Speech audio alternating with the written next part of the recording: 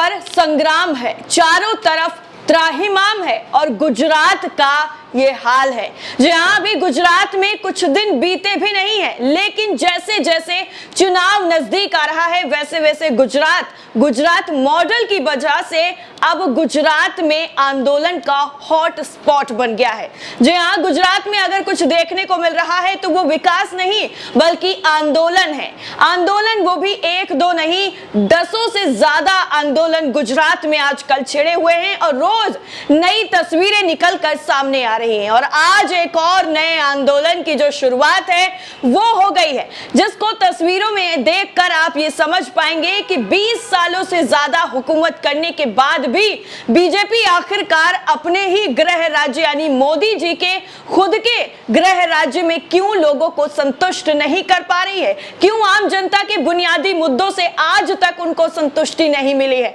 क्यों आज तक सिर्फ और सिर्फ मानदेय बढ़ाने के लिए महीनों से जो आंदोलन चला आ रहा है उसको लेकर आज भी सरकार के कानों पर किसी भी तरीके से झुंझुनाहट भी शुरू नहीं हुई है, क्यों उन सारे मुद्दों को लेकर सरकार कोई बात नहीं करना चाहती है, जबकि बीजेपी गुजरात में 20 सालों से ज्यादा से अपनी सत्ता जमाए हुए बैठी है। आज गुजरात में संग्राम है और रोड पर जहां पर देखेंगे आपको आंदोलन ही आंदोलन नजर आएंगे। गुजरात में साल के अंत में जिस तरीके से विधानसभा चुनाव होने वाले हैं, अब ऐसे में आए दिन जो आंदोलन की खबरें सामने आ रही हैं, ऐसे में बीजेपी की मुश्किलें जरूर बढ़ती हुई सामने हैं। आपको बता दें, गुजरात का गांधीनगर जिस तरीके से आंदोलनों का हॉटस्पॉट बना हुआ है, उसमें आपको बता दें मौजूदा वक्त में गुजरात की जो गांधीनगर है वहां की धरती पर 10 से ज्यादा अलग अलग आंदोलन जो हैं वो चल रहे हैं और रोज आंदोलन का एक नया पड़ाव देखने को मिलता है। गुजरात में बीजेपी की भूपेंद्र पटेल की सरकार है, लेकिन सरकार तो सोई हुई है, क्योंकि इतने सारे लोगों के 10 जो समुदाय हैं, 10 लोगों के अलग अलग संगठन हैं, उनके प्रदर्शन करने के बाद भी इनकी नींद नहीं खुल रही है, क्योंकि वो हैं प्रचार प्रसार में व्यस्त। इसलिए आम जनता की जो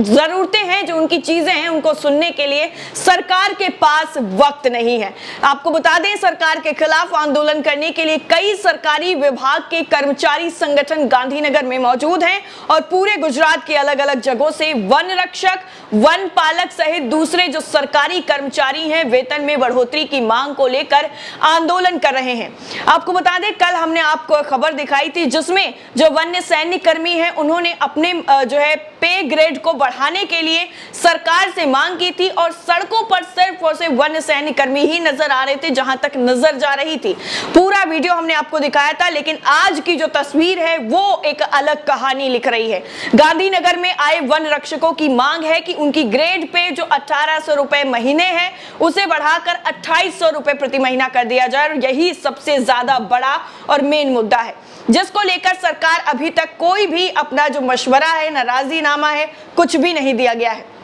आपको बता दें, गुजरात में वन पालक की पदों पर नौकरी करने वालों की डिमांड है कि उनका ग्रेड पे जो है वो 2800 रुपए से बढ़ाकर 4200 रुपए प्रति महीना कर दिया जाए। वन रक्षक और वन पालकों का कहना है कि इस महंगाई में सरकार की ओर से जो सैलरी मिल रही है वो बेहद ही कम है, इसलिए हमारे ग्रेड पे में बढ़ोतरी की जाए। वन कर्मी जो है वो प्रवीण सिंह का कहना है कि सरकार के खिलाफ प्रदर्शन करने वालों में वन कर्मियों के अलावा बाकी विभागों के वर्ग 4 के जो कर्मचारी हैं वो भी शामिल हैं। इन सभी को सरकार ने कॉन्ट्रैक्ट के आधार पर रखा हुआ है और सभी को 1800 का ग्रेड पे दिया जा रहा है। कर्मचारियों की ये मांग है कि सरकार कॉन्ट्रैक्ट सिस्टम खत्म करे जिससे सभी को सरकारी नौकरी का फायदा मिल पाए। लेकिन आपको क्या लगता है कि ये मांग मानी जाएगी? अगर मानी गई होती या मानने की गुंजाइश जो है वो होती तो अब तक हो गई होती, क्योंकि जिस तरीके से किसानों ने 1 साल से ज्यादा तक प्रदर्शन किया था, उसके बाद सरकार को जो है झुकना पड़ा था और उनकी मांग को मानना पड़ा था, तो अब उसी रास्ते पर गुजरात के जो सरकारी कर्मचारी हैं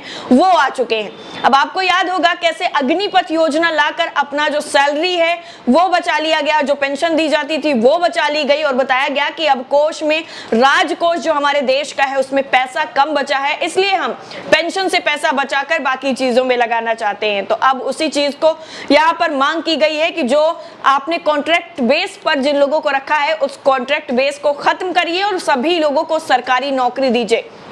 कोरोना महामारी के दौरान जिन फ्रंट लाइन वर्कर्स का सरकार ने सम्मान किया था, अब वो आरोग्य कर्मचारी ही ग्रेड पे दिए जाने की मांग पर अड़े हुए हैं। इनका कहना है कि गुजरात में सबसे कम ग्रेड पे हमें ही दिया जाता है। आरोग्य कर्मचारी को यहाँ पर एडमिनिस्ट्रेटिव कर्मचारी के तौर पर जाना जाता है। अब उनकी मांग है कि उन्हें भी मेडिकल टेक्निकल स्टाफ के तौर पर गिना जाए और ग्रेड पे दिया जाए। साथ ही साथ इन कर्मचारियों की यह भी मांग है कि कोरोना के दौरान हम लोगों ने 24 घंटे काम किया, 160 दिनों तक हमने काम किया, इसलिए कोरोना वॉरियर्स का भी भत्ता हमें दिया जाए। पूरे गुजरात में ऐसे करीबन आपको बता दें 10,000 से भी ज्यादा पैरामेडिकल कर्मचारी जो हैं वो इस वक्त हड़ताल पर हैं और गुजरात की स्वास्थ्य व्यवस्था पूरी तरीके से चरमराई हुई है। आज लोगों को इलाज के लिए दर दर भटकना पड़ रहा है क्योंकि स्वास्थ्य कर्मचारी तो हड़ताल पर हैं और उनकी हड़ताल को समाप्त करने के लिए, खत्म करने के लिए सरकार की तरफ से एक कदम क्या, एक उंगली भी नहीं बढ़ाई जा रही है कि आप जो है हमसे आकर के बात करिए। हालांकि बात कई बार हो चुकी है लेकिन उसका कोई निष्कर्ष जो है वो नहीं निकला है, इसीलिए आंदोलन अभी तक जारी है। इसके साथ ही प्रदर्शन कर रहे जो भारतीय किसान हैं, उन संघ की जो मांग है वो ये है कि राज्य सरकार सभी किसानों को समान दर पर बिजली मुहैया कराए, साथ ही हॉर्स पावर कनेक्शन वाले किसानों से अधिक शुल्क नहीं लिया जाए। गुजरात सरकार ने इन आंदोलनों को रोकने के लिए 5 मंत्रियों की एक कमेटी भी बनाई। इस कमेटी के जरिए सरकार इन आंदोलनों को रोकने का प्रयास जरूर करेगी, लेकिन कमेटी की तरफ से ये कोशिश की जा रही है कि जो उनकी मेहनत है वो रंग नजर आए, लेकिन ऐसा होता हुआ नजर नहीं आ रहा है क्योंकि उनकी मेहनत बिना वजह हो रही है और ऐसी जगह पर हो रही है जहां पर लोग महंगाई बेरोजगारी से त्रस्त हुए हैं, इसीलिए वो अपना ग्रेड पे बढ़ाने की मांग कर रहे हैं। वहीं दूसरी तरफ आपको बता दें कि उस वक्त इस पूरी कहानी में एक और ट्विस्ट आ जाता है जब आप यानी आम आदमी सरकार की तरफ से केजरीवाल ने मौके पर चौका मारते हुए तोहफों की बौछार कर दी। दरअसल अरविंद केजरीवाल आज गुजरात के वडोदरा पहुंचे थे और एक प्रेस कॉन्फ्रेंस में उन्होंने कहा कि पिछले कई दिनों से गुजरात के सरकारी जो कर्मचारी हैं वो प्रदर्शन कर रहे हैं, गुजरात के सरकारी कर्मचारी उदास हैं। उन्होंने ये भी कहा कि गुजरात के सरकारी कर्मचारी चाहते हैं कि पुरानी पेंशन स्कीम लागू कर दी जाए। केजरीवाल ने यह भी कहा कि आम आदमी पार्टी की सरकार बनेगी तो हम गारंटी देते हैं कि पुरानी पेंशन स्कीम लागू करेंगे। यानी जो सियासी दांव पेच हैं, जो पैतरे हैं, वो पूरी तरीके से आजमाए जा रहे हैं और ये कहा जा रहा है कि अभी तक गुजरात में आपके पास ऑप्शन नहीं था लेकिन अब ऑप्शन खुल गया है। लेकिन वाकई यहाँ पर सरकार जिस तरीके से जो चीजों को ध्यान नहीं दे रही है, उनके संवेदनहीनता नजर आ रही है साफ तौर पर कि वो इतने दिनों से जो सरकारी कर्मचारी प्रदर्शन कर रहे हैं उनकी तरफ कोई भी ध्यान नहीं दिया गया। उल्टा उनके प्रदर्शन को रोकने के लिए, उनके आंदोलन को रोकने के लिए कमेटी बना दी गई। ये नहीं कि उनसे बात मशवरा करके जो भी हल निकलता है उसको निकाला जाए। जो ग्रेड पे बढ़ाने की बात हो रही है, अगर उससे किसी भी चीज का कोई नुकसान नहीं हो रहा है तो बढ़ाने में क्या हर्ज है। ये चीज जो है वो नॉर्मल सा एक सवाल है, साधारण सा सवाल है जिसका जवाब गुजरात सरकार शायद नहीं देना चाहती है, शायद जानकर भी देना नहीं चाहती है। ये कई चीजें हैं, लेकिन गुजरात की सड़कों पर स्पेशली गांधी नगर की जो सड़कें हैं वहां पर जैसे संग्राम देखने को मिल रहा है। लोग आए दिन सड़कों पर उतरकर सरकार के खिलाफ मोर्चा खोल रहे हैं, सरकार को जो है उनकी मांगे